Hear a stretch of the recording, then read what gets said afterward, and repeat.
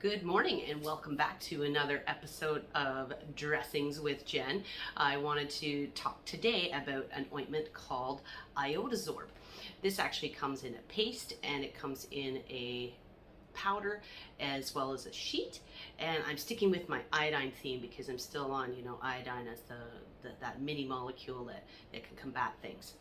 The paste that we use most often is for defeating a biofilm. A biofilm is, in the fancy terms, the polysaccharide extracellular matrix that can encompass bacteria within a wound. So it looks like slough sometimes, but it's actually, again, where the bacteria are inside having a big old party and they've built a little wall around themselves so that nothing can penetrate through it. Well, that of course is except for iodine, because it is the smallest molecule and can penetrate right through into the surface. The benefit, though, of the paste of Iodosorb is that there are small beads in it.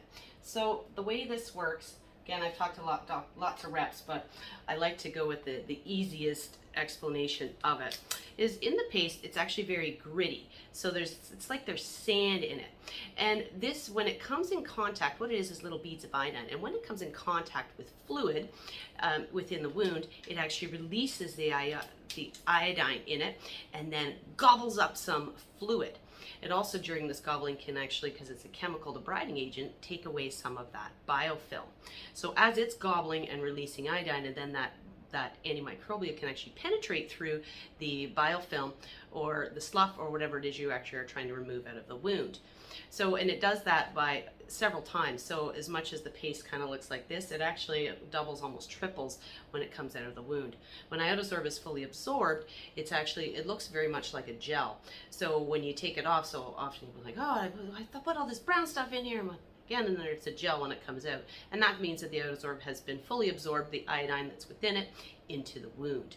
Now, I've seen funny things happen that people like to do. They see a wound that's slightly dry, yet so they want to hydrate it, but then they want to also debride the tissue. Well, I've seen where people will mix intrasite gel or any type of hydrogel with Iodosorb in hopes that it will then hydrate a bit, as well as you get the debriding effect of the chemical agent in the iodine, the Iodosorb.